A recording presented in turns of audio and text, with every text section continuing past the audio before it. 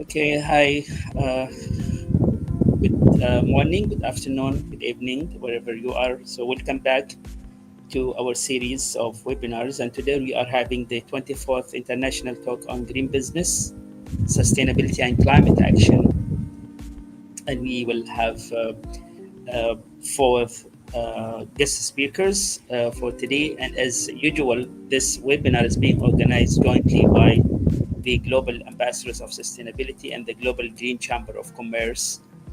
And I'm inviting Ms. Michelle Thatcher for some opening remarks. So the floor is yours, Michelle. Thank you, Dr. Wissam, and welcome everyone. We're so happy to have you joining us today. We have four renowned speakers that will be getting us started, and so I'll be doing a very short introduction, but we're so thrilled to showcase this powerful variety of perspectives today, as always, on sustainability. So Dr. Osama will open by showing how green businesses can save lives and strengthen health resilience. Dr. Muna Yunus will then take us into the world of cutting edge climate and wind engineering for sustainable resilient building. And then Ms. Bianca Michaels will shift our focus to psychology and the systems of change and how each of us can drive transformation. And finally, Ms. Dina will demonstrate how circular construction and steel reuse can shape entire industries. Together, these voices remind us that sustainability is technical, it's human, and it's profoundly interconnected. So we're so excited to hear each of these presentations, so make sure that you stay to the very end. And also, we will have a Q&A session, so you definitely don't want to miss that. I want to make an announcement that Wednesday, so usually we have these talks on Thursdays, but the next event will take place on Wednesday, September 3rd. So make sure that if you have that on a regular calendar that you do change that to the Wednesday, and we will be sending out notices on that, of course. And for those of us who've been, those of you who've been with us before, we know that we just take this moment. We know that there's a lot of struggle in the world right now. There's war, there's famine, there's conflicts. So let's just take this one breath of moment to give out to the world peace, love, and kindness.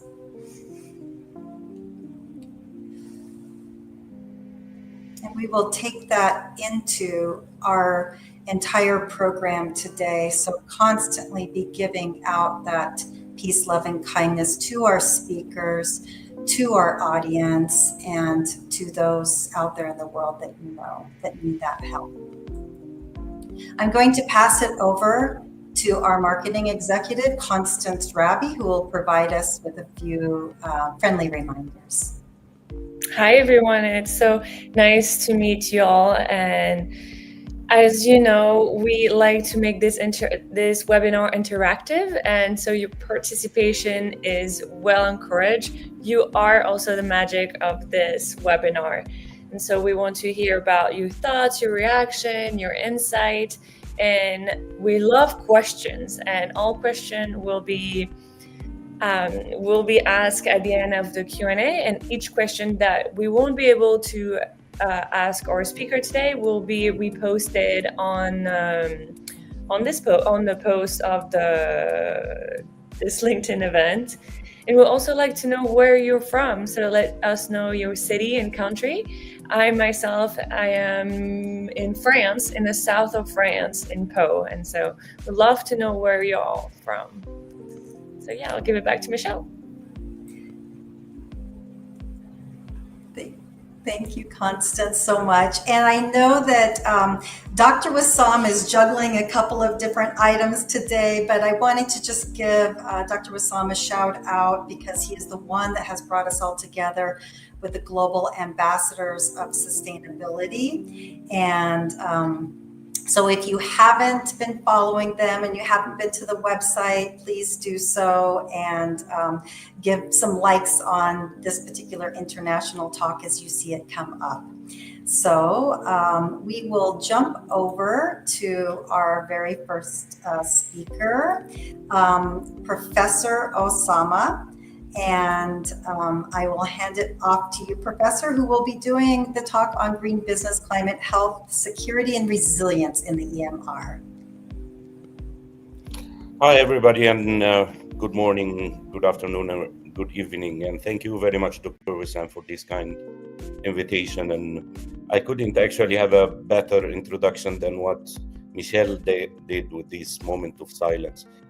Because actually the topic that I will be exploring with you is very complicated. It's very difficult to try to talk about businesses, corporates, and disaster management. So I'm really loaded with the idea to try to tie all the threads together to try to make a complete picture of these interrelation between businesses, climate change, health, and also the environment. Actually, I'm a member of the United Nations University, the Institute of Water, Environment, and Health. As an associate research professor, I work at the WHO. I'm residing in Sweden. I'm Egyptian.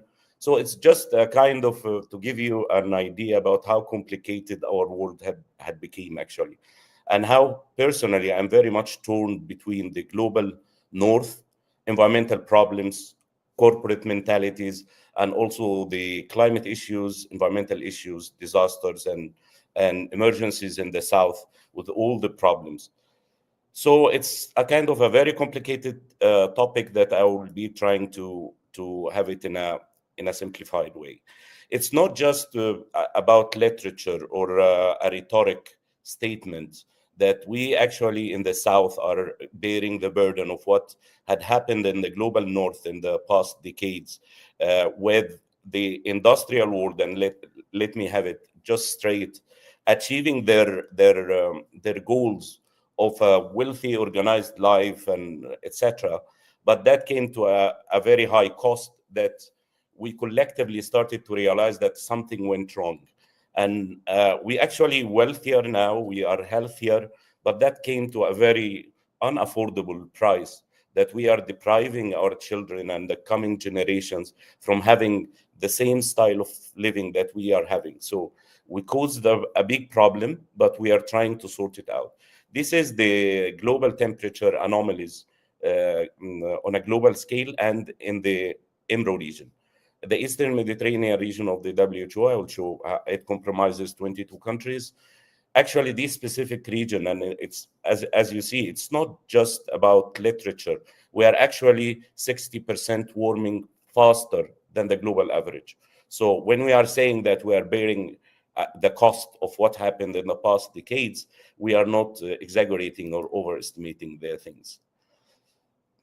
Just to have things in perspective in terms of money and in terms of lives and in terms of everything that affects our life, because now we moved from the stage of having climate as a contributor to the climate being the defining factor of everything in life, including economy, human lives, and the impact on the environment as well. So this is a kind of a rough estimates of what the region has been going through in the past 25 years, since the year 2000, of 270 major events, extreme weather events that have been affecting us, but also about death toll. And that's what I'm trying to introduce to you while talking about green businesses and about profit, that we need to think also about human lives. And what we have been causing to the climate have been translated into morbidity, mortalities even. And while it's very difficult to try to find the relation between climate directly and man-made crisis or wars or civil unrests, which cause fatalities, it's for sure an agreement that it's one of the contributing factors to start the conflict or to be a major contributing factor to it.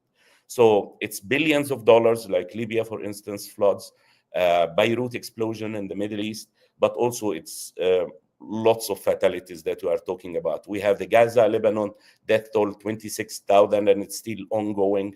And according to OCHA estimate, this is 140 million people in needs. So when talking about saving life, this is one of the incidents that I saw in the earthquake in Pakistan, the picture to the left, up left. And it's about not being able to have a corporate eye or an engineering eye. We were forced to have an IDP camps after the earthquake where a flooding came. And that points out that even when we are dealing with disasters and crises, we need to have a different lens than just humanitarian assistance. So, and the number of disasters, the graph there, and against the fatalities that have been caused by the man-made disasters that we are talking about. EMRO is the country that hosts most of the disasters globally, some of in which have been going into transition and recovery, and that will be also one of the topics that are critical for green businesses and sustainable thinking. You don't need to exclude, or you shouldn't exclude, disaster management from sustainability and recovery as well. We don't want to have a sustainable disasters or man-made disasters even, but we need to have this in our minds as corporates and also in the green thinking. So actually, I think we should have this concept clear in our mind that we need to think about the people, and that's when some of the environmentalists and also the climatologists, when we are talking about the climate and the environment, we are directing the discussion into being in silos, meaning that we are talking about carbon dioxide, about carbon footprint, about sustainability, without having the other aspects of our living on this planet. So what I think all the time is that one dimension of looking at a problem will never produce a solution. We need to look at these triple P, as I use, or I say it, it's people in the focus, because otherwise you will lose the attention and the interest of the public in green businesses or in whatever solution you will be providing. And also the planet, our environment needs to be on the same line. And also the profit. If I want engagement of corporates, then I need to have this in mind. It's not, we shouldn't get ashamed of it or fade away of it. Profit is all the time there. The issue will be how to direct it, having the other two elements inside. Okay, just a small analysis that we had about the air pollution. And when we are talking about air pollution, we're talking about technologies, we're talking about innovations, and by default, we are talking about corporates. When we are talking about indoor pollution in the Middle East, it's like 250 more in magnitude than the outdoor. And that's this kind of research or information can guide the kind of interventions that we need from the corporates and also from the green initiatives. We have a problem with solid fuel that's much more pronounced than the outdoor pollution in my region. That requires that we really need to have a look at it. One other thing which is important, and why I'm stressing on that, while we are trying to promote the green interventions, the sustainability, we should not lose a focus on human health and human mortalities. Otherwise, we will lose the interest of the community, etc. So the kidney diseases is the one that is very sensitive to climatic conditions in terms of droughts, dehydration, particulate matter in dust storms, etc.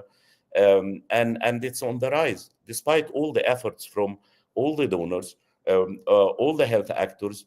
It's on the rise, and also when we are talking about climate change, one of the most sensitive thing, and we have actually some very surprising factors, because vectors are very much linked to the climate, and there is favorable conditions for the vectors to breed.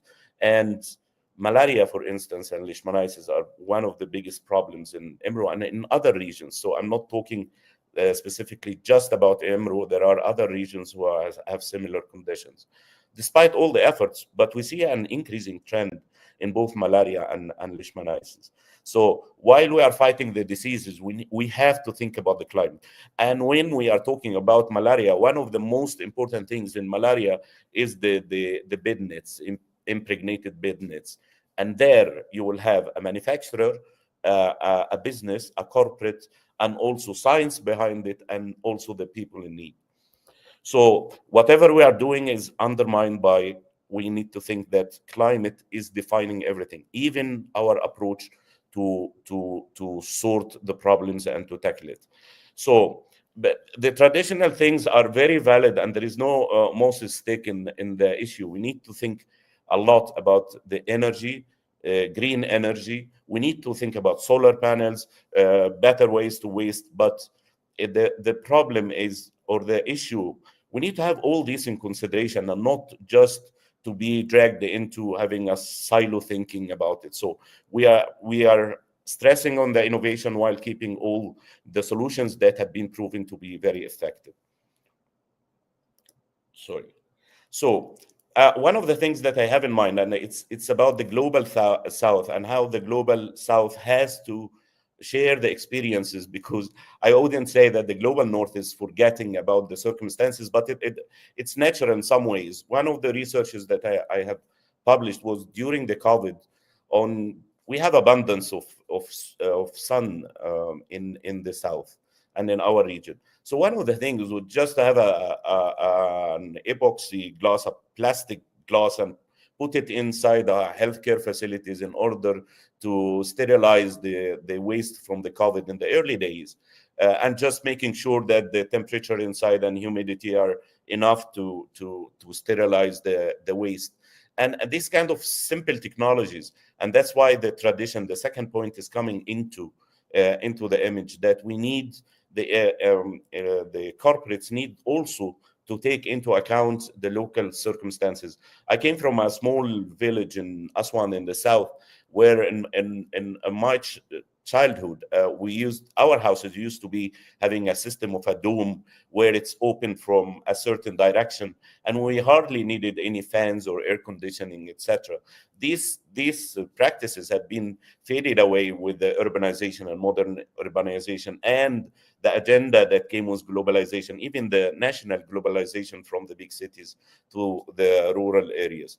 So this dynamic requires that everybody is contributing to it. So in a nutshell, the corporates bring the investment and technology.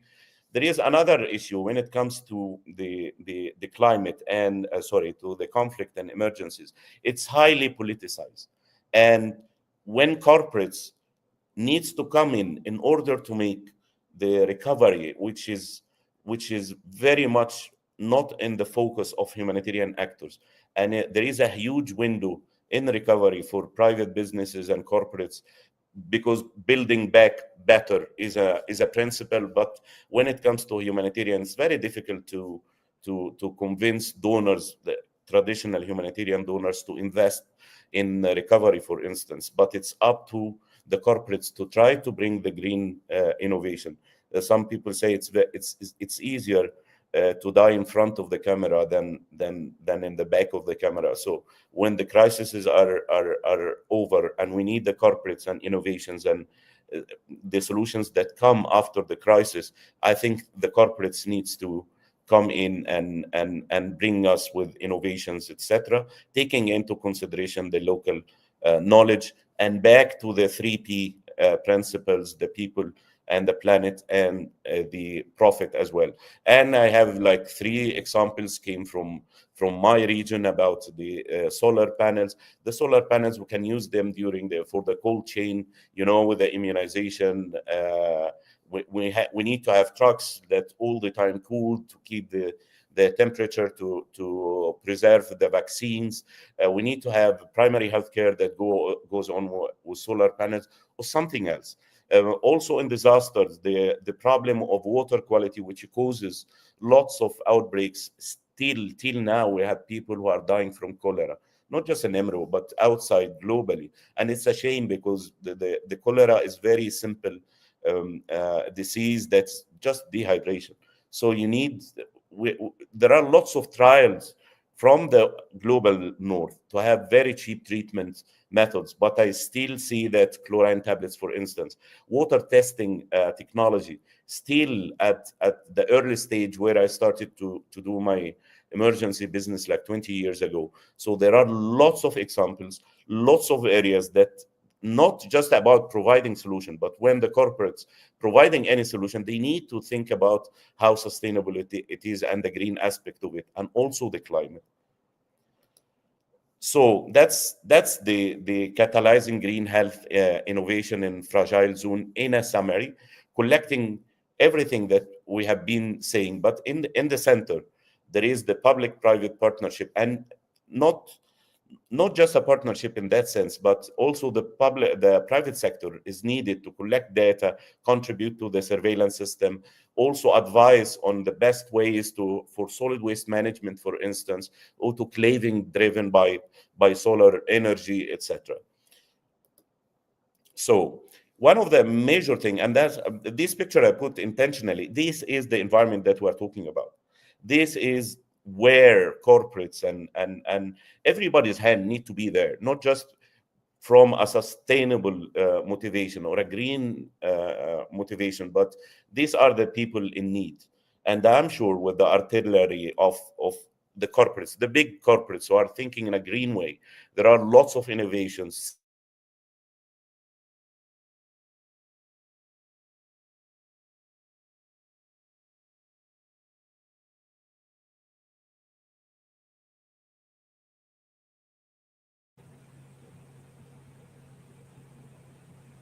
Did we lose connectivity?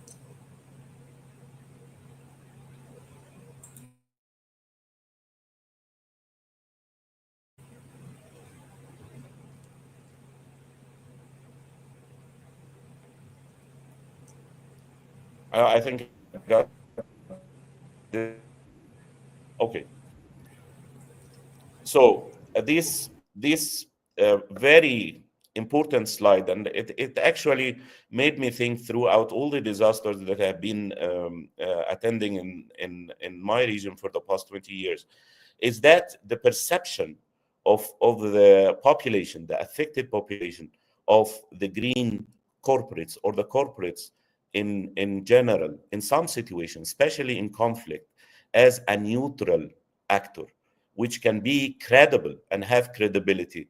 Why? Because simply in conflicts, and when you have non-state actors and also government or whatever the player, the political players, when there is a player who's coming there, and even if the profit, the fair profit is the only motivation, it can have actually some trust. And practically, actually, private corporates could solve the issue of accessibility to some areas because of their credibility. They are not from any political side that's involved in the problem that's ongoing in the country. Like a neutral clinic, for instance, getting access to non-state actor who doesn't trust the legitimate government, or in a conflict between two parties. So actually the private sector and the green thinking can play a lot in this area of conflict. So that's, again, it's just the environmental action we need to look at, because natural disasters also needs to be thought about by corporates, about preventing it, adapting to natural disaster. The second thing about having the public health in the focus and to protect it, and also to build back better, thinking about the recovery. And also it is legitimate, and that's what keeps the private sector going, it to try to have a legitimate profit, but having also the green agenda in mind.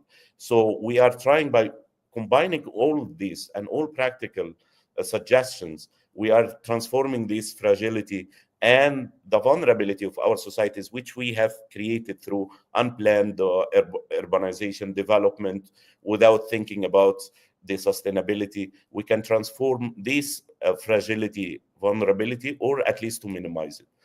So I will just stop here, and I hope that I could just convey a small picture of what is going on in my region. Sorry about the dark image that I presented about emergencies in my region, and I will be waiting and welcoming any questions, and thank you for this opportunity. Thank you. Thank you so very much, Professor Osama. Really insightful presentation. For somebody who's been in the business sustainability industry for so many years, I love the unique perspective on the triple bottom line, translating into the resilience formula, which can transform that fragility into resilience. So thank you so very much, really insightful. And now we're going to go from the health systems to corporate partnerships. We saw how sustainability literally saves lives, thanks to Professor Osama. And now we're going to move from resilience in people and policy to resilience in buildings and cities. So we will have Dr. Muna Yunus, who will show us how advanced digital models and world-leading wind engineering facilities are creating structures that can withstand the extremes of climate change. Dr. Muna. Thank you very much for that, for introducing me, and thank you, Dr. Osama, for that excellent presentation. I hope that you will enjoy my presentation after that such an excellent presentation from Dr. Osama. But I will be in the same research area, building on what has been shared or talking about that. I will continue in the same research area, that sustainable building, a sustainable and resilient future, with a focus on a different aspect, that from digital models to real world impact. So I would like to start by showing or sharing a short video that captured the global voices of sustainability and climate action, just to warm up. I'm not sure why isn't working the video. Okay. It seems that I can't share the video here. Okay, so I will move on. So I just want to show you that this video, that we hear about it every day in the news, about sustainability design, everything, and then policy debates in business strategies. And the reason is simple, that the need for collective action on the climate change has never been more pressing, honestly, than today.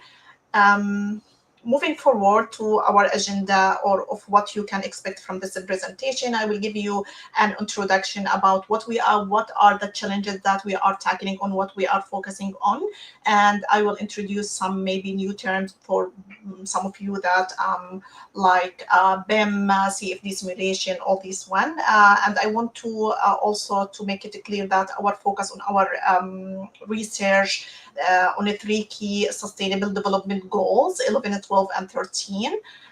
In simple terms, that means safe and stable, stable housing for all, building resilience to climate-related hazards, and improving energy efficiency for infrastructure or structures.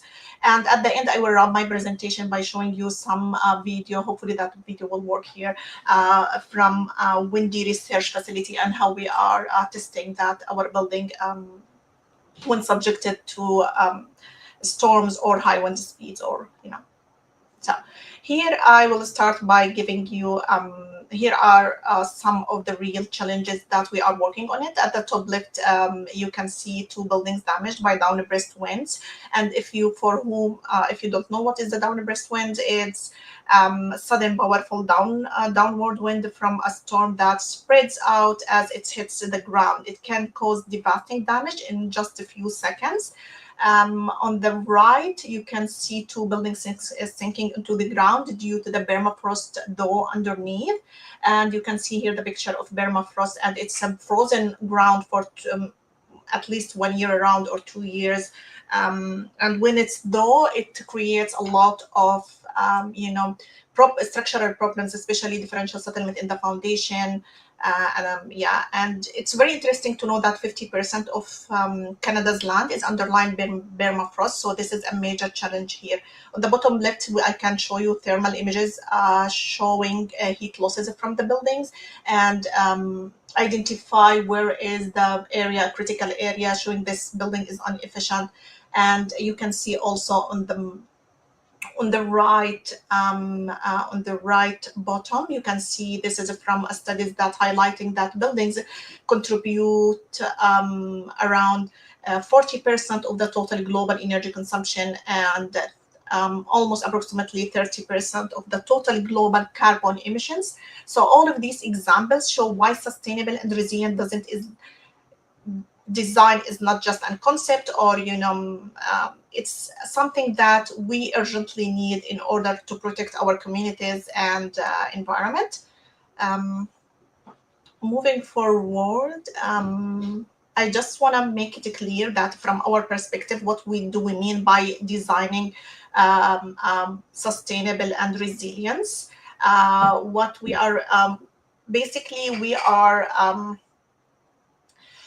when we do sustainable design, we are minimizing a building environmental impact throughout its life cycle, from the very beginning, from the materials, until demolition. And when I'm talking about resilience, I'm talking about that how we can design a structure withstand extreme weather events, like, for example, permafrost thawing, wind events, storms, downburst analysis.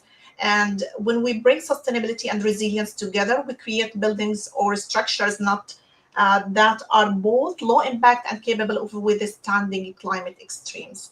This is what we hope to, to design, actually. So now that we have I identified exactly what we meant by sustainable and resilient architecture, so the next question I think that you will ask, that how do we actually make it happen in real projects? This is where building information modeling, or BIM, comes in. So BIM, a collaborative digital platform that we use in our simulation to design sustainability and sustainable and resilient structures.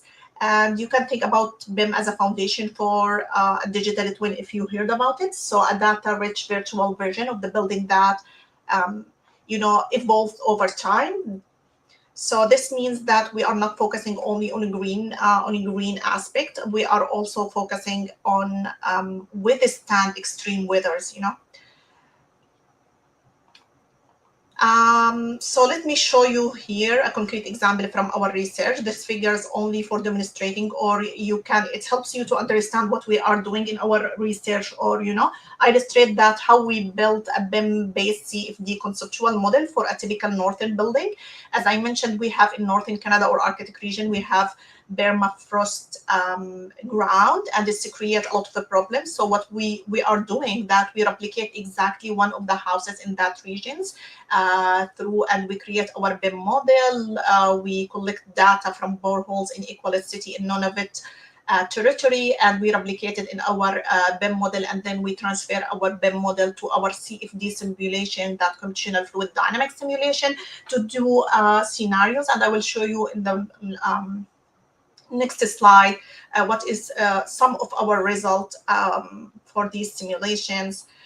You can see, I will not go on the technical stuff, honestly, for the sake of time, but what I want you to understand, this is here on the right side, it's showing you the convective heat transfer coefficient for building surfaces. We are studying different scenario, raising that building above the ground under different wind speed. What would happen to the convective heat transfer coefficient? What would happen to the temperature of the building? Where is the maximum? Where is the location of maximum heat losses? And you can see on the left side that the vertical section, we are also at the same time studying how the heat transfer from the building on different scenario will affect the permafrost underneath. So so basically we are providing the community and engineers with a clear idea. If you are living in a city in northern Canada or in the Arctic region with this certain dominant wind speed, and this is your building is elevated above the ground on this certain elevation, that what you have to expect. Do you have to expect that your foundation will melt in this area where exactly you can see? So this is what provide engineer, architect, urban planet with a lot of insights and information to build guidelines for that regions. So this is another example of our results, basically studying different wind effect of wind speeds and elevation above the ground. Moving forward, so building on those results, we recognize that our studies or research were focusing on only contemporary climate. So we need to understand after that, how do these designs hold up under climate change? So we extend that study further by taking into consideration the climate change, and more importantly, we didn't just look at the single building level scale. What we do that we take into our consideration a neighborhood scale, as the northern communities has both scales. To do this, we collaborated with McGill University, who developed high resolution regional climate change models for that area, and we then used that data as input for our CFD simulation, which allow us to assess how climate change will impact buildings and permafrost underneath in northern Canada or northern regions. So again, I will not go to the technical stuff, but you might take into your consideration this framework can be applied to any engineering problem or any structures in the north. What we did, we going from a global, when we create our climate change or RCM, regional climate change model, we going from global model down scale it to 4 kilometer by 4 kilometer grid cells, high resolution for the same region. And this was for the first time, a high resolution climate model was developed specifically for that region. And then, as I mentioned previously, we took it as a boundary condition for our computational fluid dynamic analysis, and we suggest a lot of guidelines and insights for engineers for that regions. Here, I'm showing you how we can create building information model for neighborhood scale. And we went and we look into equality city, and we replicate exactly that the neighborhood there to make our our result reliable. And this is really a very demanding job that to create these models, because you have to make sure that your BIM models are watertight, and you can transfer it between different environments. I'm showing you here some of the results from the neighborhood scale. The big picture here is to understand that how the buildings affect each other, and the spacing between buildings, how it affects the wind speed, and where is we could identify where is the area of critical zone, where is increased, where the speed of wind increased, and this is directly connected to also the snow accumulation. So we can gain a lot of information from this simulation.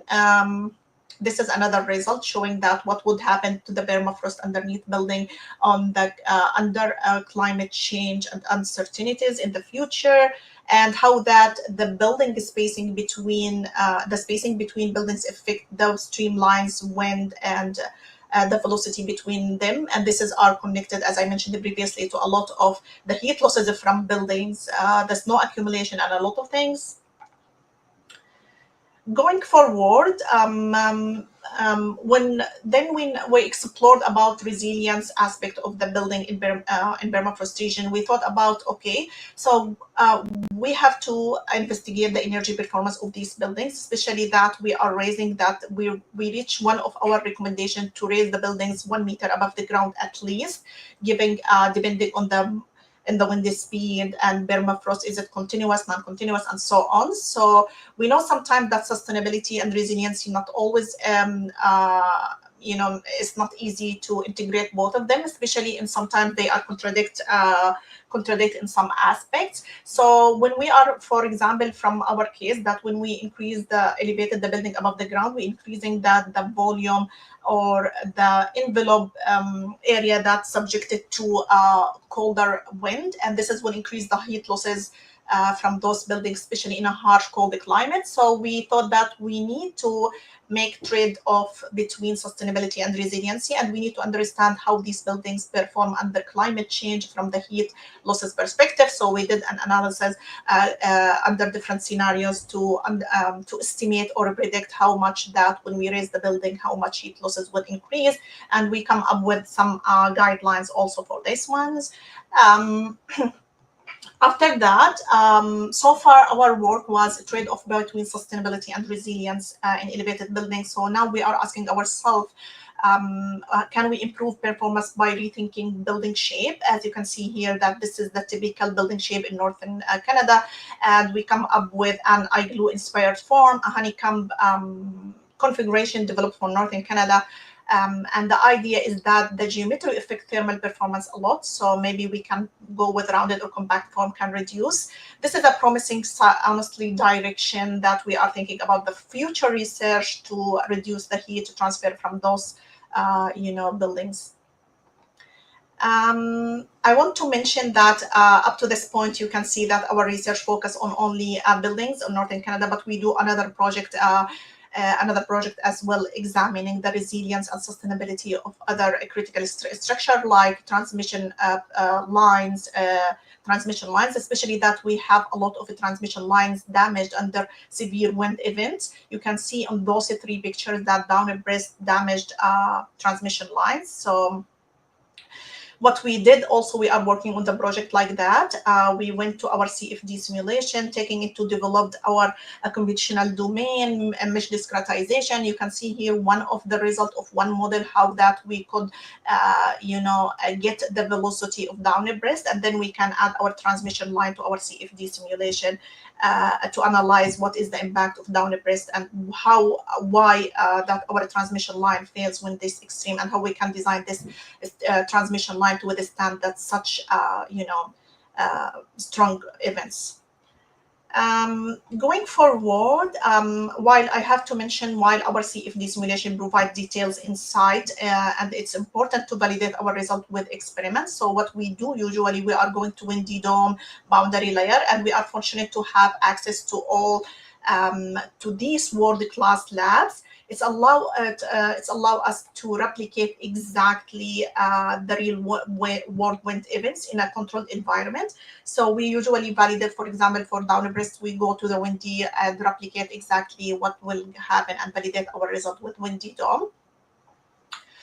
And finally, this is my final slide. Hopefully it will work. To wrap my presentation, I would like to show you a short video from Windy Research. It shows you how we replicated the Dunrobin tornado 2018. How we studied the effect of tornado on those neighborhoods. Sorry, I'm not sure that the video is not working here, Michael.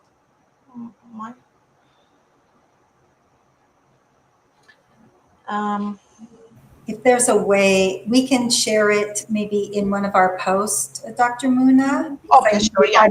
We've had requests for the first video too from Daniela Cordova, and I know others would love to see both the videos. Okay, so unfortunately, I couldn't show you how we test tornado in our Windy. And with that, I reached to the end of my presentation. So yeah, thank you very much for thank you for your attention and listening to my presentation. I hope that you got something useful from this presentation. I'm happy to answer any question you might have at the end. Thank you very much. Yeah, thank you so much, Dr. Muna, for these interesting presentations and findings. And I think now we are moving to the next speaker, Ms. Bianca Michaels. And Ms. Bianca is the president of Heal the World Global from Japan. So the floor is yours, Ms. Bianca. Hello, everyone. I'm incredibly humbled by the previous two professors. I'm unfortunately not a professor. I come from the nonprofit world, and today I want to share with you what I've been working on for the last 15 years of my life. So I'm going to talk about how to drive sustainable change. Today, I'll talk a little bit about myself, then about change, and then about the concept that I made up called change as a car. You'll understand in a minute, I promise. And at the end, if I have time, I will show you one small study case. So I was born in, oh my gosh, it's going so fast. Hold on, be patient with me, please. I think it's my internet not helping me at all. All right, so I was born in Romania. I have a bachelor in psychology, and then in 2011, I moved to Japan. I've been in business consulting for 10 plus years. And then in 2020, I opened a nonprofit organization. It's registered in the US, but we operate globally.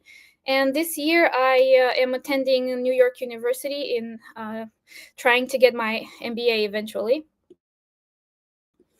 Now, about change. Change is everywhere, and the two professors before me have already made it very clear why we need change. The reason why we are in this conundrum together is because we have changed much too quickly, and we didn't gather enough data to understand what has been happening in the world until today. There's a lot of problems stacking up on each other, and there are some things that we can control and some things that we cannot control. But the things that we can control is obviously ourselves. And today I want to show you the blueprint that I came up with in order to explain better how to change, how to drive transformation, big or small. So either you want to change your diet and go vegan, or you want to go zero waste, you want to have transformation in your organization or in your community or even globally, then this blueprint applies to every type of change that you want to create. So what happened is I've studied change for over 10 years. I've collected almost 150 resources, both from the academia and from my personal experience. I planned and led organizational change initiatives for over 20 companies, big corporations, and today at Heal the World Global that I lead, we are building an app that could hopefully create more positive global impact.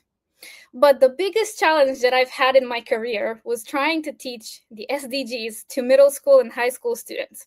So what happened is that someone who participated in my workshop on change came to me and said, look, I am the principal of a middle school and high school in Japan. I want you to teach the kids about change. And I was like, oh my God, how am I going to take such a complex concept as change and make it simple? And like Einstein said, if you can't explain it to a child, then you don't understand it well enough. So I took on the challenge. And so I thought long and hard what to do. So I came with this concept of change as a car. Okay, bear with me. So change has four main concepts: the driver, the car, the road, and the map. The driver is ourselves. We are the drivers of global sustainable change. The car is the change itself, the process of change. The road on which the car, like the process of change, goes onto is the context. And finally, the map is actually planning the change. So as a driver, there are things that you can control, which is yourself. But there are things that you cannot control, which are the circumstances, the environment. But you can influence.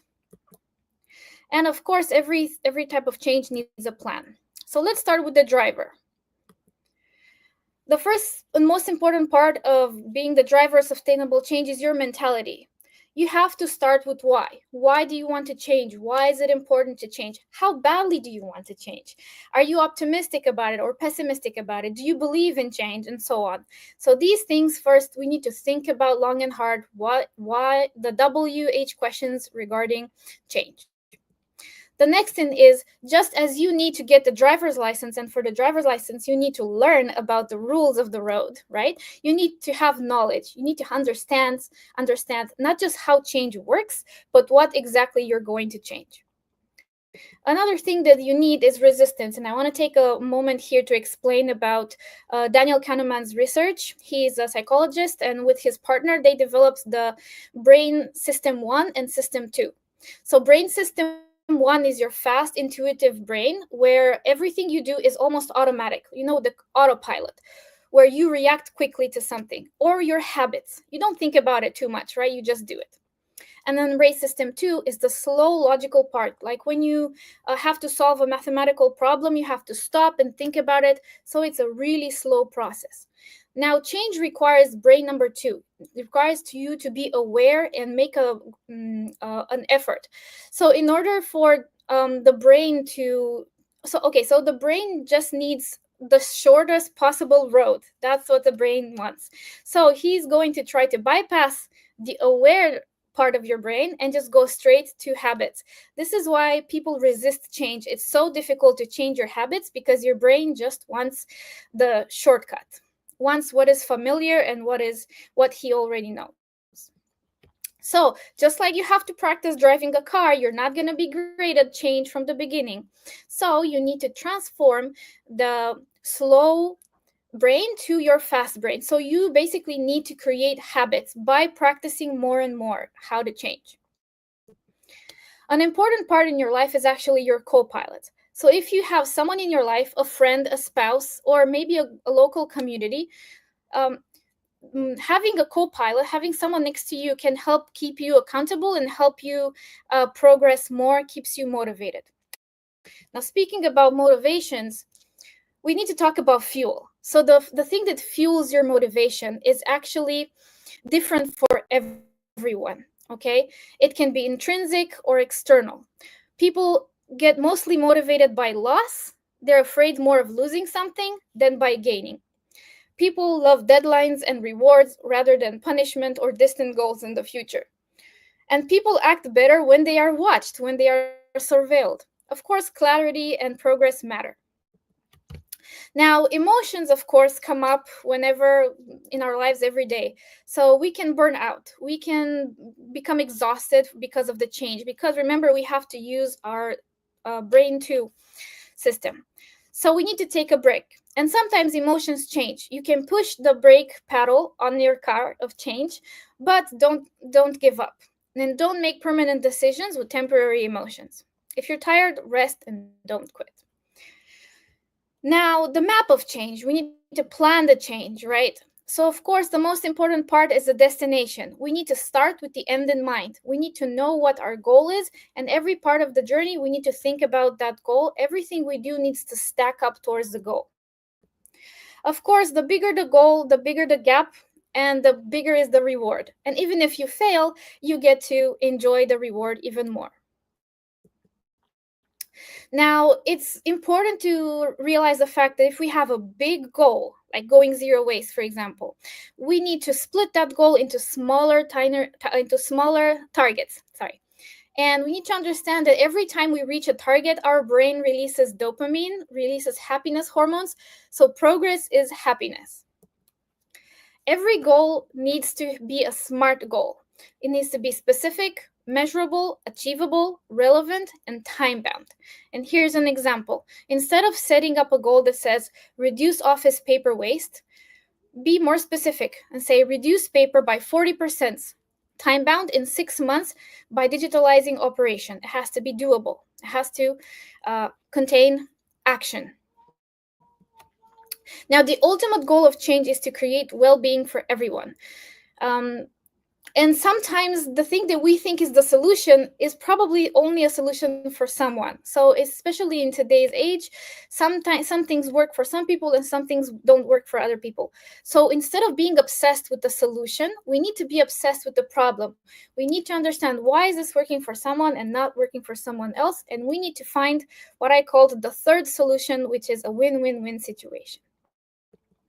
And I want to talk a little bit about culture. We see the world is different all around the planet. So especially in the West, the North, especially the European and Northern part of the Americas, people love end goals. They love finish lines and deadlines, and they learn by doing. But in the East, in Asia especially, people love to have a target that continues. So they improve constantly. That's why we have the concept of Kaizen, or something called the PDCA. Plan, do, check, act. So people just love to continue to improve instead of having like one single end goal or one single target. It's very important to have an open mind, and it's okay to be wrong. It's okay to accept to be wrong and to be open to new roads. Now I want to talk a little bit about the road of change. Remember the circumstances. So what I call weather, some people have opportunities, right? The weather is sunny, we can drive nicely, we have no problem. But some people have bad weather, and those are challenges, right? So we need to understand that all around the world, people have opportunities and challenges, but some people have more challenges than opportunities.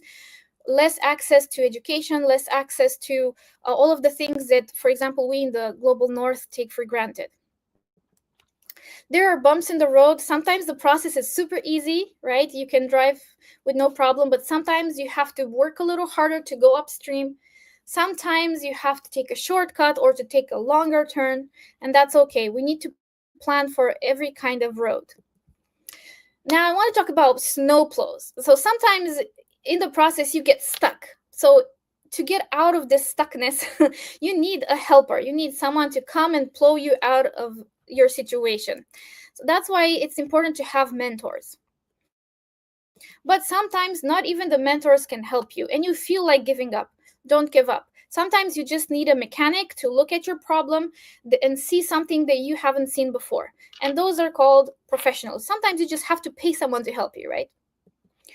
And remember the fuel. Remember how your motivation is different. Well, every single person needs to plan one thing that I call the charge station. You have to understand that your emotions are going to change, and you need to plan for when you're not as motivated as before. And sometimes, yes, sometimes you need to know when to quit. So sometimes they're dead ends. But a dead end doesn't mean it is the end. It probably means there's a good opportunity to pivot and do something else. I'm sorry, I don't know how much time I have left. You have 2 minutes, please. 2 minutes. All right. So I want to talk a little bit about the case study that we're working right now, which is Impactivate. We've created a mobile app that supports the drivers of change, supports regular people, and we provide them with education, motivation, and action. We tailor every kind of action based on every person's ability to act. And then with all of the data that we collect from the users, we create, of course, ethically, we create a map of change. And so we always know where change is needed and how, and we can take the resources from the people who already have them and help the people who don't have these resources. And of course, we also want to reward positive actions. So we created a reward system. Basically, in this app, you just watch videos about a global problem, and you are presented with solutions that are specifically personalized to you, and then you get to enjoy the impact by actually receiving real-life rewards. So I want to invite everyone to start driving sustainable change today. You can find me anywhere on the internet if you just Google Bianca Y. Michaels or Here to Work Global. And I want to thank you so much for having me. Please ask any questions at the end. And yeah, let's do it together. Let's create sustainable change. Thank you. Thank you so much, Ms. Bianca, for this interesting sharings. And we move to the next speaker, the last speaker for today, Ms. Dina Abu Hilal. And Ms. Dina is a PhD researcher at Concordia University in Canada. So the floor is yours, Ms. Dina.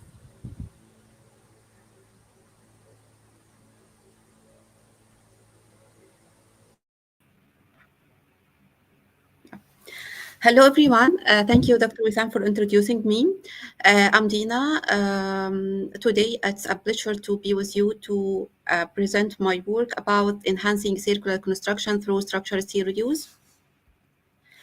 In today's presentation, I will begin by highlighting the carbon footprint of the built environment, followed by a comparison between linear and circular construction approaches.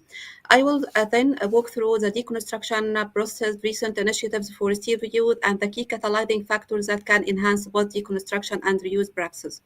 After that, I will present a case study on the deconstruction of the original Champlain Bridge in Canada. And finally, I will conclude with some future directions for enhancing circular construction and end with the overall conclusions. Based on the World Green Building Council and the United Nations Global Status Report, the built environment is responsible for nearly 40% of the global annual carbon emissions.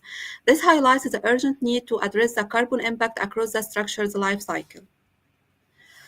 The current practices in the construction industry follow a linear supply chain model based on take, make, dispose approach with minimum consideration of the end-of-life phase of the structures. There is a need to change this model to a circular model that aims to keep the resources in use for as long as possible, which will minimize the waste and reduce the negative environmental impact.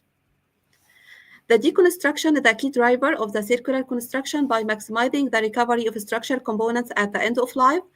This is the full process of the deconstruction, starting from the donor structure to the receiver structure. As we can see, following deconstruction, the recovered materials are either reused or recycled.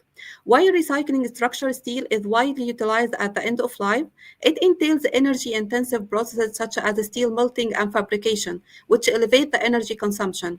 In contrast, structural steel reuse presents a more sustainable option, requiring minimal configuration and reducing embodied energy and greenhouse gas emissions. Actually, there are several initiatives are being implemented to enhance the reuse of structural components, focusing on reducing the waste and advancing the sustainability within the construction sector. For example, the Steel Construction Institute in the UK had published the key technical standards for the steel reuse. These standards provide a comprehensive technical framework to ensure the safe, practical, and standardized reuse of steel in structural applications. Also, another example for advancing the reuse design tools is the WSP company in Canada. They developed a digital steel reuse tool to offer an effective way to promote the circular construction and reduce the carbon emissions. The tool takes the steel structural components of the design and finds the matches for them, working out how the reclaimed sections can be integrated with the new sections without any losses of quality. The tool ensures that on average 90% of the available length of the reclaimed steel sections is used. Also, the City of Toronto in Canada introduced a set of environmental performance standards called Toronto Green Standard. The goal is to accelerate the greenhouse gas emission reduction for structures with a focus on achieving near zero emissions by 2030. To support this, it requires embodied carbon assessments such as life cycle assessments to evaluate the environmental impact of building materials and construction processes. These requirements are enforced through the site plan approval process to ensure that the sustainability integrated early in the project planning. Moving to the catalyzing factors for enhancing the deconstruction process and the steel reuse. Actually, these factors were collected through comprehensive literature reviews of recent publications. And for better identification and analysis, I grouped them into 5 clusters: structure attributes, business attributes, value chain activities, project management, and regulation. And each cluster includes related factors and sub-factors. Due to the time, I will not go into details on every factor, but just as an example, under the structure attributes, the key factors include the structure design, the condition of the components, and the structure location.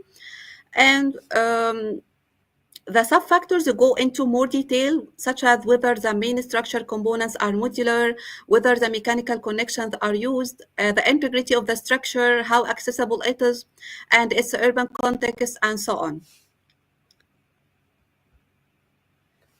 To map these factors onto a real case study, the original Champlain Bridge deconstruction project was selected. This bridge was one of the largest infrastructure projects in North America. It was built in 1962. The primary issue was a severe corrosion that compromised the bridge's structural integrity. The planned deconstruction cost was $225 million Canadian dollars. and the deconstruction started in July 2020 and finished in November 2023. The total steel weight was 25,000 tons of steel. In the case of the Champlain Bridge, several factors and dedicated efforts had facilitated the deconstruction process and enabled the use of steel components. For the structure attributes, the main part of the original Champlain Bridge is a steel truss structure, enabled the recovery of 413 standardized components for reuse. Also, the mechanical connections enable easier component separation using techniques like heat cutting for large elements, unbolting and removing rivets. Also, the bridge's proximity to urban infrastructure supported efficient deconstruction logistics, making the removal and transportation of the material faster and more visible.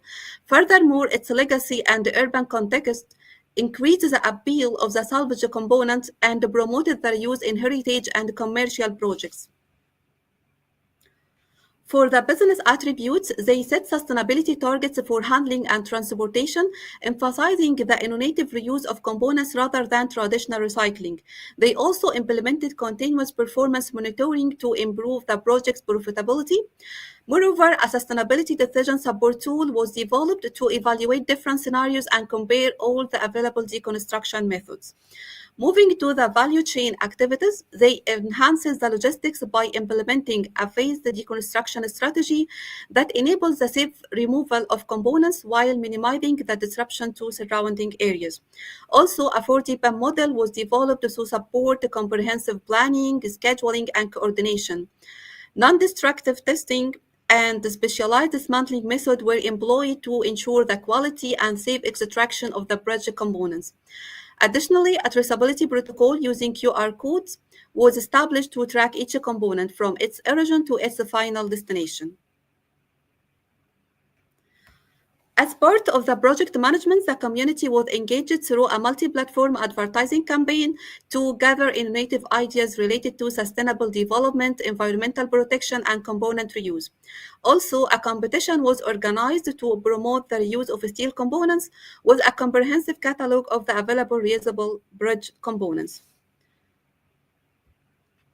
I analyzed the data provided in the catalog just to gain some insights related to the quantities and the weights of the different types of the reusable steel components. As shown in this figure, there is a variety of steel profiles that are distributed across different locations of the bridge, reflecting their different applications and structure rules. This is an example for the data provided in the catalog for profile 01. As shown, each steel component in the catalog has key details such as its main function, the weight, the height, the available quantity, and the unit price. This histogram presents the distribution of the component quantities. As we can see, the diagonal components are the most numerous, totaling around 165 out of 413 reusable components. And in terms of weight, the total reusable steel weight is 401 tons, and the top court members have the largest proportion. And finally, moving to the legislation, the deconstruction was guided by Canada's National Sustainability Strategy and aligned with the United Nations Sustainable Development Goals. The deconstruction and component reuse efforts had been supported by various financial incentives, including public funding sources such as local tax revenues, federal funds, fairs, and bonds. Moving to the future directions for enhancing circular construction, to enhance the value chain efficiency, maximize the component reuse, and support decision-making, future research should focus on advanced technological initiatives such as developing a product passport system, which is a digital record that details the composition, the origin, the lifespan, and the condition of each component used in the structure. So it has the potential to maximize the use of structural components, reducing costs and environmental impact through matching deconstructed components to future construction projects. Also, the virtual reality and augmented reality can improve the deconstruction process through simulating deconstruction scenarios and understand the best practices for handling components, improving safety, and maintaining the integrity of reusable components. In addition, the use of robots in the process of scanning, dismantling, and sorting bridge components can improve the accuracy and reduce the associated risks. Furthermore, the 3D scanning and digital twin technologies can improve real-time, high-accuracy structure assessment that maximize the reuse and identify both critical elements and the potential weaknesses. So overall, to conclude, the circular construction is a key strategy for reducing the environmental impact in the construction sector. Reusing structural steel components as applied in the Champlain Bridge project offers a viable and sustainable alternative than conventional demolition and recycling. The key enablers of successful reuse include strategic deconstruction planning, supportive legislation, integration of digital technologies, and stakeholder engagement. Future research should assess advanced technologies and conduct comparative analysis of the environmental and economic impacts of reuse versus traditional recycling. Thank you so much for your attention, and I welcome any question. Thank you so much, Ms. Dina, for again, this is a new contribution in terms of circular economy and new concepts. So now I'm inviting Michelle and Constance. I'm handing over the session for them to handle the Q&A session. Thank you, Dr. Wissam, and many thanks to all of our speakers today. This was like a wow sessions full of so much information. So each and every time we do these international talks, we up the scale each and every time. So all of you have contributed to that exponentially today. So I just want to say thank you, thank you, thank you. And just to take a breather, we always ask for our attendees to provide where they're joining us from today, just to give you an insight as to how global our audience is. These are just a few of them: Iran, Sarajevo, Bosnia, Palestine, Kenya, Egypt, UAE, Indonesia, Pakistan, Nairobi, Kenya, Romania, Colombia, Bangladesh, Croatia, Geneva, Switzerland, Saudi Arabia, Maldives, Philippines, Toronto, Nigeria. I know we have several from the United States and many other places. So thank you for those who have put that into the chat, and thank you for joining us as that global audience. And our speakers definitely represent the global audience as well. I want to get started right away. Well, first of all, I want to just give a shout out again to Constance and Allison, who is joining us on LinkedIn as well, providing and moderating the questions that are coming in and putting it into our documents. So thank you so very much for doing that. And thank you for those who are asking the questions because they're so insightful. We're going to start with Dr. Maher, and I just want to I want to dive right into these questions. And the first one comes from Strong Truth, and thank you so much, Strong, for providing so many questions today. How do we support the engagement and the deployment of investments across asset classes and geographies in clean energy and climate conditions and solutions by and before 2030?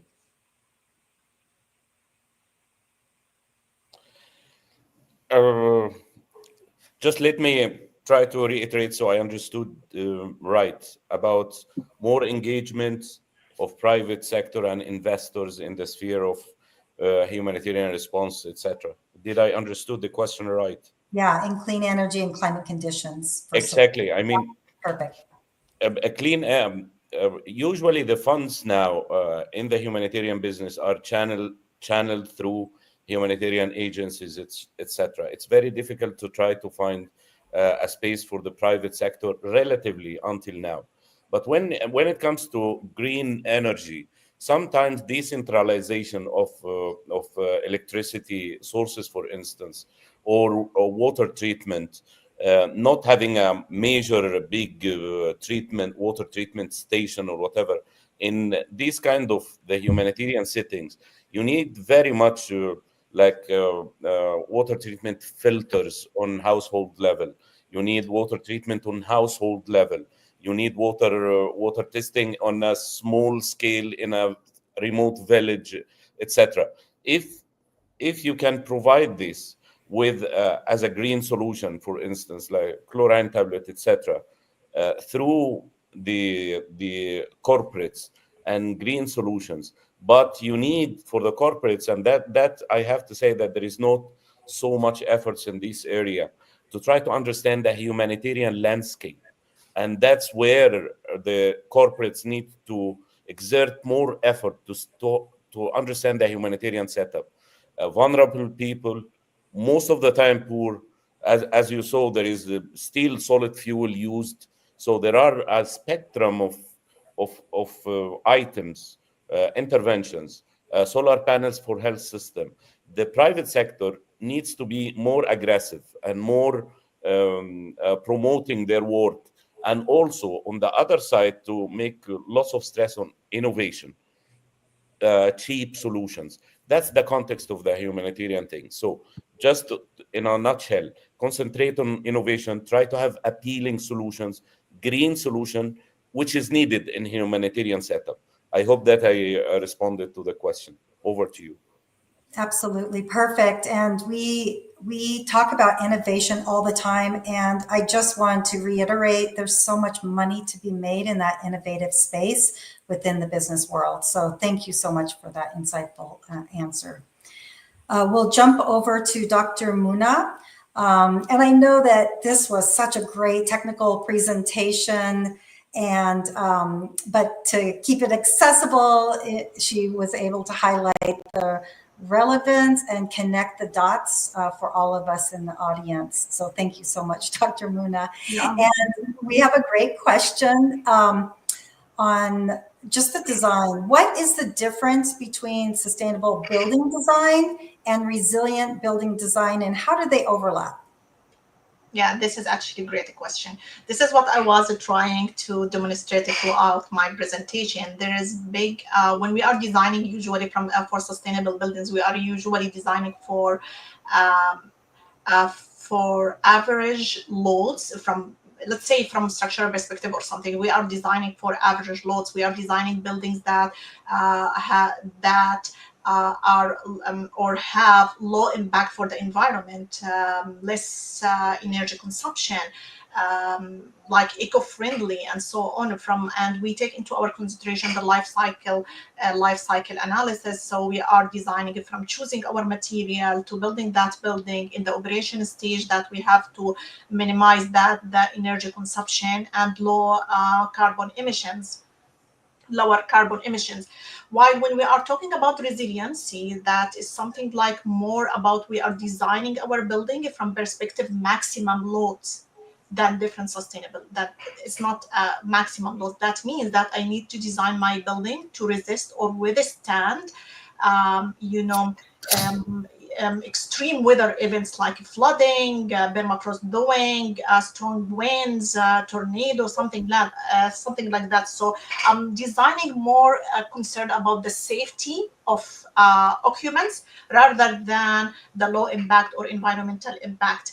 So basically they overlap. If I can design, definitely they overlap and contradict in some areas. They overlap because in some way resiliency, from my perspective at least, that resiliency incorporates sustainability in a way, and both of them we are working that we need to ensure that we have sustainable and resilient future. We have a safety for occupant. At the same time, we are targeting the comfortable level for the occupant inside.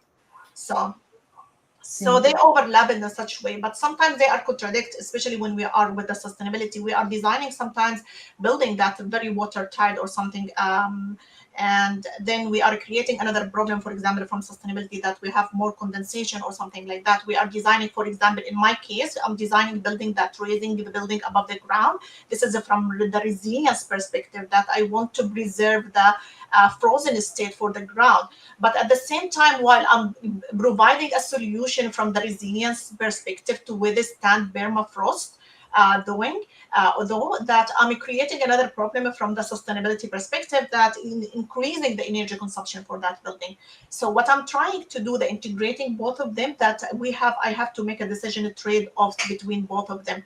So we thought always that we have to go first to design for the resilience, because it's safety first, usually, at least from a structural perspective, and then we can think about how we can design it from sustainability perspective. Because for sustainability, we can come up with other solutions, increase insulation, for example. When I'm raising the building above the ground, increase insulation, change, as I mentioned, maybe I will make a shape optimization, a lot of things that we can do to overlap them, both of them at the same time. Yeah, I hope this has answered your question. Perfect. Thank you so very much, Dr. Muna. Really appreciate that. And it is so technical, but I think the difference and understanding those differences are so important. Yeah. I want to, well, first of all, there was a QR code up on the screen, and I know we'll put it back up on the screen. So for those of you who are joining us, this QR code, please use this to receive, number one, your certificate for today. You have certainly earned it. And number two, also let us know if you know somebody who is a phenomenal speaker. You may be one, or you may know somebody who would be perfect for joining us in a future talk. And any feedback, we are people of action, so we want to make sure that we also take in all of the successes that you've been able to achieve because of the presentations today and from past presentations, and what you've learned and what you've implemented, whether it be in your business, university, NGO, or otherwise. So thank you so very much for that. And we're going to jump over to Miss Bianca. And Miss Bianca, thank you so very much for talking about how, like, you're not the professor, I'm not the professor either, but what's very unique within this space is that we bring those top tier speakers from the university system to the business sector, to the NGO sector, to government.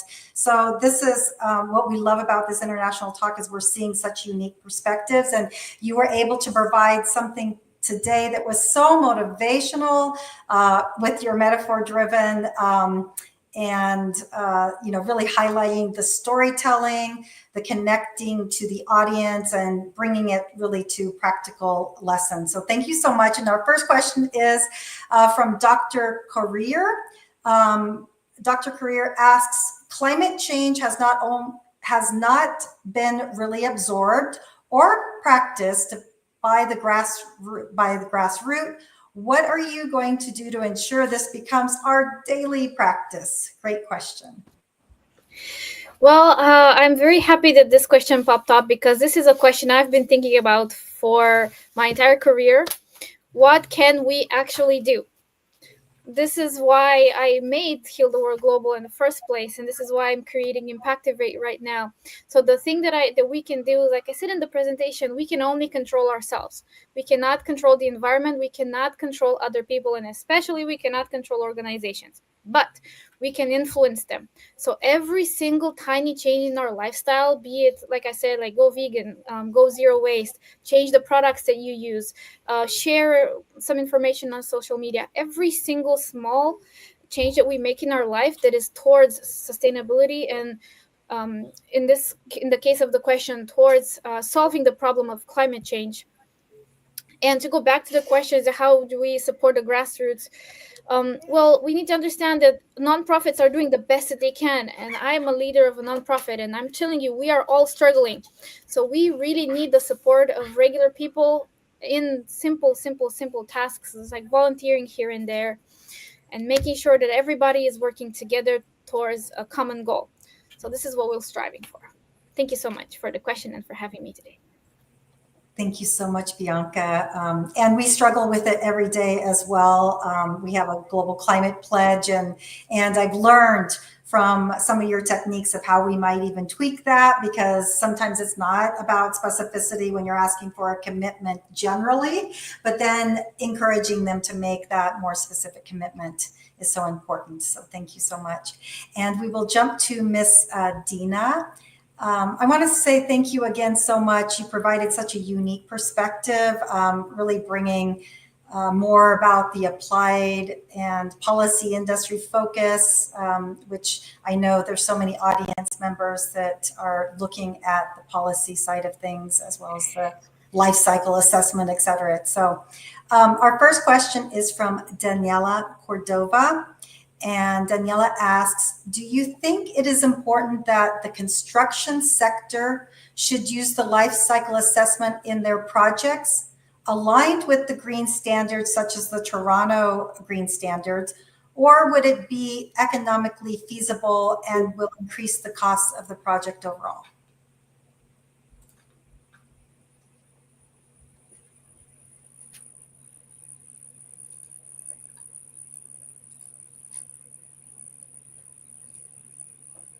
Ms. Tina?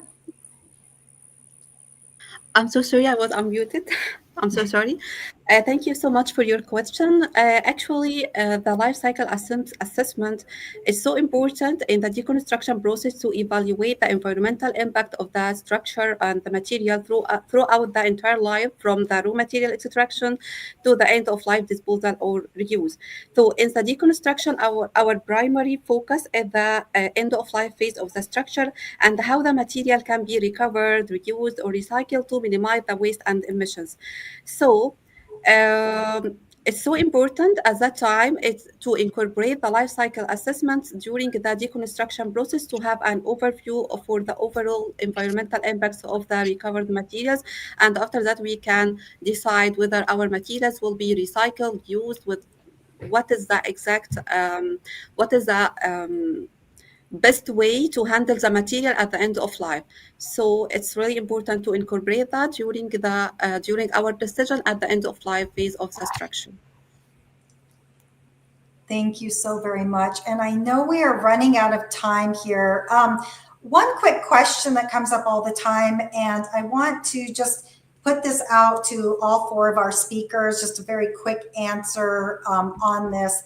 How are you utilizing AI technology? So it could be ChatGPT or otherwise, just it could be in your research, it could just be in your daily life, could be in how you're becoming more sustainable at the NGO, anything. Like, what is the number one new trick, because it's changing every single day, that you're using, that you are currently implementing, or that you learned recently that you will be implementing?